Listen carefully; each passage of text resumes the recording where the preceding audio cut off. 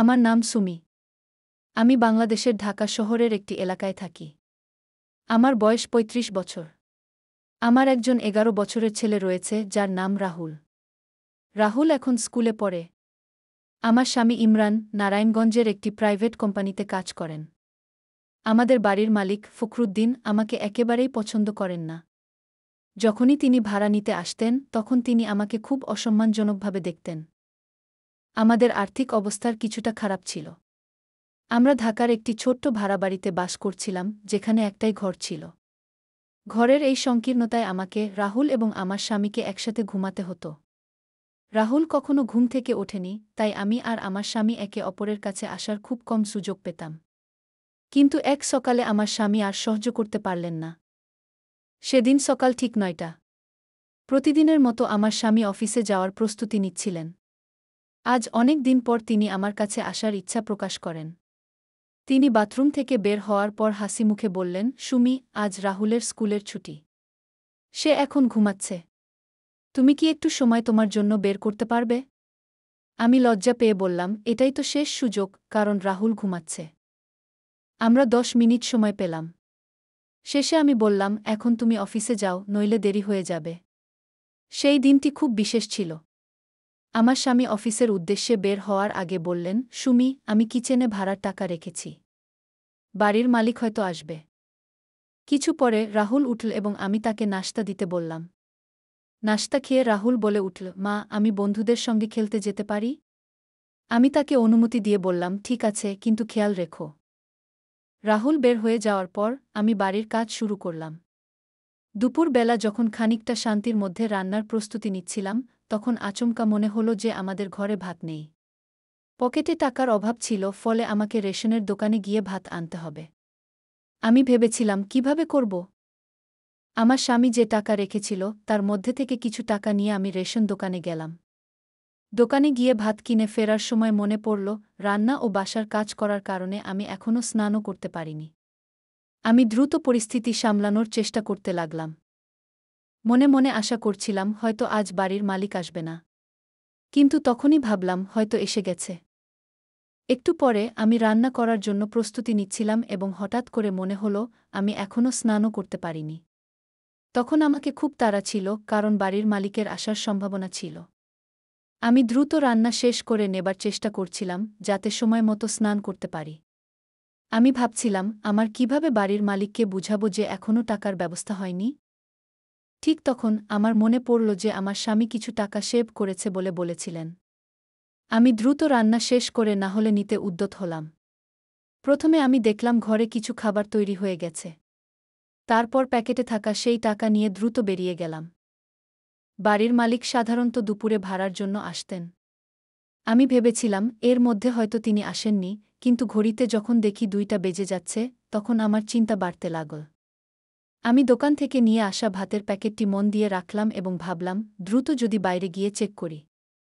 যেমন আমি এলাম, মুখে নরম হাসি নিয়ে রাস্তার দিকে তাকিয়ে দেখলাম, আমার বাড়ির মালিক এসে গেছেন। তিনি রেগে ধমক দিয়ে বললেন, সুমি, ভাড়া দিলে আনো, না হলে এই বাড়ি খালি করো। আমি খুব ভ্রষ্ট হয়ে গেলাম।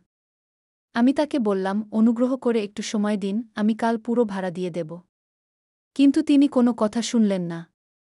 তিনি একটানা বললেন, আজকের মতো কিছু হতে পারে না। তুমি বা তো ঘোড়া চাপা দাও, নয়তো বাড়ি খালি করো। আমি তার কথায় খুব হতাশ হলাম। মনে মনে ভাবছিলাম, ভদ্রতা করা উচিত, কিন্তু কিভাবে? আমার চোখে জল চলে এলো। এবং আমি বলেছিলাম, ঠিক আছে, আমি আপনার ঘোড়া চাপা দেব। কিন্তু আপনি বাড়িটি খালি করো না। আমি কি করেছি তার ফলাফল ভেবে চিন্তায় যাই। তখন মনে পড়ে গেছে, তিনি বিশেষভাবে তার সাদা ঘোড়াটির যত্ন নিচ্ছেন। সেটি খুব বিদ্ধ হয়ে যাচ্ছে এবং তিনি সেটি নিয়ে চিন্তিত। আমি জানি অবস্থা কতটাই ব্যক্তিক। সাদা ঘোড়াটি ছিল তাকে অনেক প্রিয়। আমি তাকে ভাড়া দেবার ব্যাপারে সব কিছু চিন্তা করে বিশাল প্রভাবিত হই। কিছুক্ষণ পরে আমার বাড়ির মালিক এসে বললেন, তুমি কি আমাকে গুনগুন করতে পারেন? আমি আজ তোমার ঘোড়া চাপা দেব। আমি বিনয়ের সাথে বললাম, ঠিক আছে, আমি যেতেই হবে। আমি আমার ঢাকায় আসা কাজে ৩ ঘণ্টা নেব।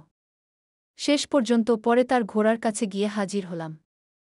একা যাওয়ার পর আমি অনুভব করছিলাম যে এজন্য আমি কতটা অসম্ভব হয়ে গেছি। সাদা ঘোড়ার প্রতি আমার বাড়ির মালিকের বড় প্রেম ছিল। তবে আমার মনে গভীর দুঃখ ছিল, কারণ আমি বুঝতে পারছিলাম আমি তাকে ঘোড়ার জন্য চাপা দেওয়ার মতো পরিস্থিতিতে নিচ্ছি। আমি জানি না কেন, কিন্তু আমি তাকে বোঝাতে চাচ্ছিলাম যে মহানির্দেশনা ছাড়া কিছু করা উচিত নয়। বাড়ির মালিক ফখরুদ্দিন শত শত সমস্যা এবং চাপের মধ্যে ছিলেন এবং তার ঝামেলার জন্য অন্যদের ক্ষতিগ্রস্ত করতে চাননি।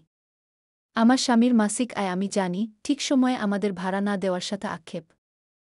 সেদিন আমার বাড়ির মালিক খুব রাগান্বিত ছিলেন। তিনি আমাকে বললেন, সুমি, আমি তোমার জন্য অপেক্ষা করছি। তুমি কি করছ? তখন আমি সাহস নিয়ে বললাম, ফখরুদ্দিন ভাই, আমি বুঝি আপনার পরিস্থিতি। আমি আপনাকে বলেছি আমি টাকাগুলো ঠিক করব। তিনি বিনয়ের সহিত মুচকি হাসলেন এবং বললেন, আমি জানি। তুমি যদি একটি ঠিক সময় দাও তবে আমি তোমার অপেক্ষা করতে রাজি আছি, কিন্তু শেষবারের জন্য। তখন তার কথা শুনে আমার মনে হালকা অভিনবতা এল। আমি গভীরভাবে চিন্তা করতে লাগলাম, বাচ্চাদের জন্য কিছু করতে পারব বলে। মনে পড়ে গেল, আমি কি করলে তাদের ছাড়া থাকতে পারব। আমি ভেবে বললাম, আচ্ছা, আমি চেষ্টা করব। কিন্তু আমি চাই আমার ছেলে রাহুল যেন এর মধ্যে কিছুটা আনন্দ পায়। ফলে একটা আশার আলো বাড়ে। আমি বাড়িতে ফিরে এসে বললাম, ইমরান, আমি ভাবলাম পরপর কাজ করব। তুমি কি ভাবো? ইমরান বুঝতে পারলেন যে আমাকে কাজ করতে হবে এবং আমাকে সমর্থন দিতে ইচ্ছুক। তিনি সহানুভূতির সঙ্গে বলেন, ঠিক আছে, তুমি কাজ শুরু করো। আমার কাজে মনোনিবেশ করলাম এবং যতটা সম্ভব সেবার নানান কাজ নিয়ে ব্যস্ত হলাম। আমি ভেবেছিলাম, যদি আমি কিছুটা আয় করতে পারি, তাতে অন্তত আমাদের ভাড়া দিতে সুবিধা হবে। তবে আমার স্বামী বললেন, তুমি শক্তিশালী। আমরা সব কিছু মোকাবেলা করতে পারব। আমাদের জন্য সংগ্রাম করে দিনগুলো কাটাতে লাগল, কিন্তু আমার বিশ্বাস ফিরে আসতে লাগল। প্রতিদিন এক নতুন আনন্দের সমাহার নিয়ে আসছিল। আমি নিশ্চিত ছিলাম যে আমি এবং আমার স্বামী এই সমস্যা কাটিয়ে উঠব এবং ভবিষ্যতে নিজেদের এবং আমাদের সন্তানের জন্য ভালো একটি জীবন গড়তে পারব। দিনগুলো চলতে লাগল। আমি জানতাম আমাদের অর্থনৈতিক সমস্যা রয়েছে, কিন্তু আমি মনে মনে দৃঢ়প্রতিজ্ঞ ছিলাম যে আমি এই পরিস্থিতি কাটিয়ে উঠব। আমি একটি ছোট কাজে যাত্রা শুরু করলাম এবং ব্যবসা করতে লাগলাম। ব্যবসার মাধ্যমে আমি কিছু আয় শুরু করি যা আমাদের ভাড়ার সমস্যা সমাধানে সাহায্য করছিল। ইমরান আমাকে সমর্থন দিচ্ছিলেন এবং সেই সঙ্গে রাহুল খুব উপভোগ করছিল। একদিন আমি যখন ভাড়ার টাকা জমা করার জন্য প্রস্তুতি নিচ্ছিলাম, তখন ফখরুদ্দিন এসে বললেন, সুমি, আমি তোমার জন্য অপেক্ষা করেছি। তুমি সত্যিই অনেক চেষ্টা করেছ। আমি অনুপ্রাণিত হয়ে বললাম, হ্যাঁ, আমি এই সমস্যার সমাধান করতে চাই। আমি বুঝি আপনাকেও আমার মতো সমস্যা রয়েছে। আমরা পরস্পরের সাথে সিদ্ধান্ত নিয়েছিলাম এবং ক্রমশ আমাদের সমস্যা সমাধান করতে পেরেছিলাম। আমি নিশ্চিত ছিলাম আমি ভবিষ্যতে কোনোদিন আর ফখরুদ্দিনের ঘোড়া চাপা দেব না। এভাবেই আমাদের জীবন ধীরে ধীরে আগের থেকে অনেক ভালো হয়ে যায়।